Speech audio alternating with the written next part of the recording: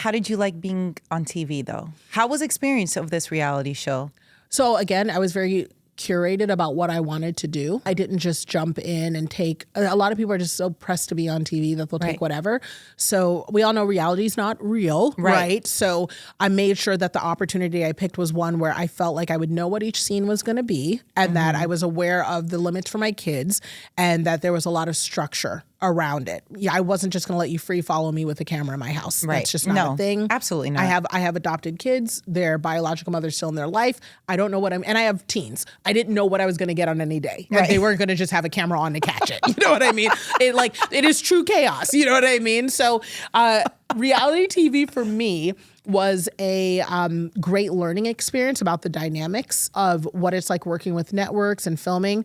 I love doing TV because the elevated platform and what you can do with the reach is so meaningful. But I also appreciate that my financial standing gave me autonomy.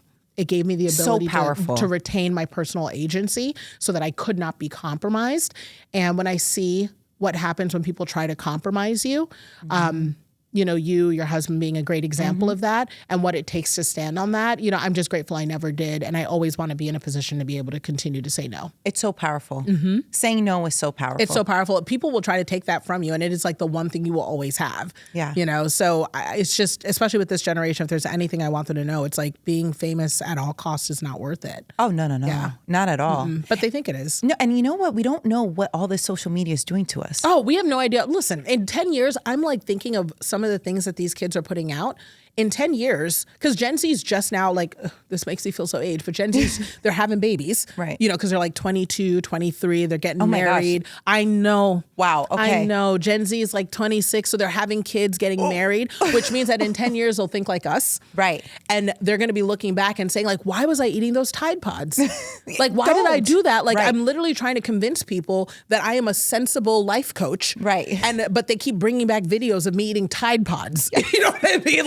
It's not adding up. It's not adding up. And I wish I hadn't done this, Right. So it's just one of those things where I'm interested to see where it all goes, but I'm grateful that I've been part of the journey and always been a little bit restrained. So people think they're seeing a lot, but you're never seeing everything. Yes. I feel like you do a really good job with that. Thank you. I try to. People also, though, and we were talking about this offline before, people feel entitled, though. Oh, yeah. In this day and age, it's getting worse to seeing even more. Right. If you're vulnerable, they're like, okay, I appreciate that you told me this horrible story about how your mom passed and you had to witness that. Right. So what'd she die from though? Right. And you're just kind of like, okay, wait, hold on. And there's no processing, right? It's not a genuine place of a conversation in general, but there's so much, people are making so much money off of trauma. That's right. And trauma, exposure. Oh, yeah. And it's the thing that's so weird to me is we're in such a season, not that people who do terrible things don't deserve to be exposed on some levels, especially if they're still in positions of power.